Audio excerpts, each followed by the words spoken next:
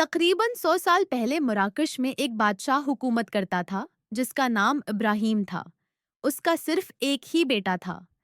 जब शहजादे की पैदाइश हुई तो बादशाह की खुशी की कोई अंतहा न रही, मगर फिर भी उसका दिल मुतमईन न हुआ। उसने फौरन अपने नुजोमी को दरबार में बुलाया ताकि वो शहजादे की किस्मत के बारे में बताए। नुजोमी ने अपनी किताबें खोली और हिसाब लगाने लगा।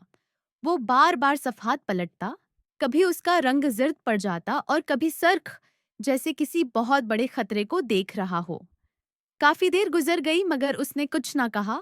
बादशाह बेचैन हो गया और सख्त लहजे में बोला, जल्दी बताओ मेरे बेटे की किस्मत में क्या लिखा है। नुजौमी घबरा गया और बोला, बादशाह सलामत, बेहतर है आप ना सुने। बादशाह ने कहा, मैं सब जानना चाहता हूँ ताकि अगर कोई खतरा हो तो मैं उससे बचने का रास्ता निकाल सकूं। नुजूमी ने कहा, पहला खतरा ये है कि शहजादे को एक शेर खा जाएगा।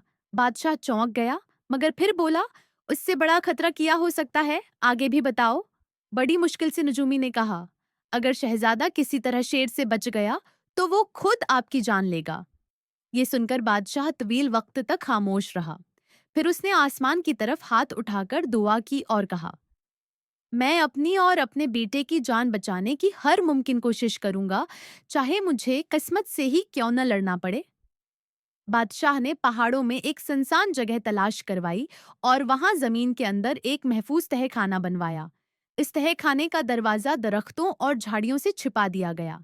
जब तहखाना तैयार हुआ तो 1.5 साला शहजादे को उसकी दाया के साथ वहां उतार दिया गया। महीने साल गुजरते गए। बादशाह हर माह अपने बेटे से मिलने आता, उसे गोद में उठाता, प्यार करता और फिर आ भरकर वापस महल चला जाता। यूं ही वक्त गुजरता रहा और शहजादा 7 बरस का हो गया। एक दिन शिकारियों का एक गिरवा एक शेर का पीछा करते हुए इसी जगह पहुंच गया। भागते हुए शेर का वजन झाड़ियों पर पड़ा और वो सीधा तहखाने में जा गिरा। शेर भूखा था, उसने शहजादे पर हमला किया। दाया ने बचाने की कोशिश की तो शेर ने उसे मार डाला। शहजादा बेहोश हो गया। शिकारियों ने शेर को मार दिया और तहखाने में उतरे। वहां की शान और शौकत देखकर हैरान रह गए। उन्हें अंदाजा हो गया कि ये किसी शहजादे की रहाइश गाह है। उन्होंने देखा कि बच्चे अभी जिंदा है तो उसे अपने साथ ले गए। यूं शहजादा शिकारियों के दरमियान पला बढ़ा। उसने शिकार, घड़सवारी और ताकत आजमाई सीखी। वो काफिलों पर हमले करने लगा और डाकुओं के साथ रहने लगा। उसे ना अपने असल खानदान का इल्म था और ना अपनी पहचान का।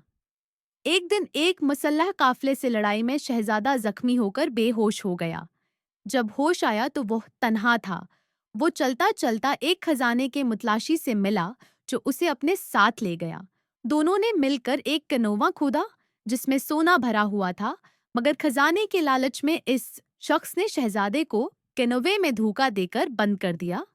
कनवे में कैद शहजादे ने अल्लाह पर भरोसा किया। उसे पानी की आवाज आई, एक तंग रास्ता मिला और वो बहते पानी के साथ बहता हुआ एक सरसब्ज वादी में जा निकला। वो जिंदा बच गया। बाद में वो एक डाकू गिरोह के साथ शामिल हो गया जो बादशाह इब्राहिम ही की सल्तनत में काफिलों को लौटता था। अखुन शहर के लोग तंग आ गए और बादशाह ने खुद फौज लेकर उन डाकुओं पर हमला किया। जंग में एक तीर बादशाह को लगा। बादशाह शदीद जख्मी हो गया। मरने से पहले उसने नजूमी को बुलाया और कहा, तुमने कहा था कि मेरा बेटा मुझे कत्ल करेगा, मगर मुझे तो डाकुओं के तीर ने जख्मी किया है। नजूमी ने कहा, अगर आपका बेटा जिंदा है तो वो उन्हीं डाकुओं में शामिल होगा। बादशाह ने हिक्म दिया कि सब डाकुओं को पेश किया जाए। जब शहजादा सामने आया और उसने अपनी कहानी सुनाई तो बादशाह की आंखों में आंसू आ गए। उसने शहजादे को गले लगाया और कहा, यही मेरा बेटा है और यही मेरा वारिस है। बादशाह ने ताज अपने बेटे के सर पर रखा, मुस्कुराया और हमेशा के लिए आंखें बंद कर लीं। सबक किस्मत से भागने वाला आखिरकार इसी का सामना करता है। अल्लाह की मर्जी के बगैर कुछ नहीं होता। सब्र, हिम्मत और ईमान इंसान को बचा लेते हैं। जो लिखा होता है वो होकर रहता है।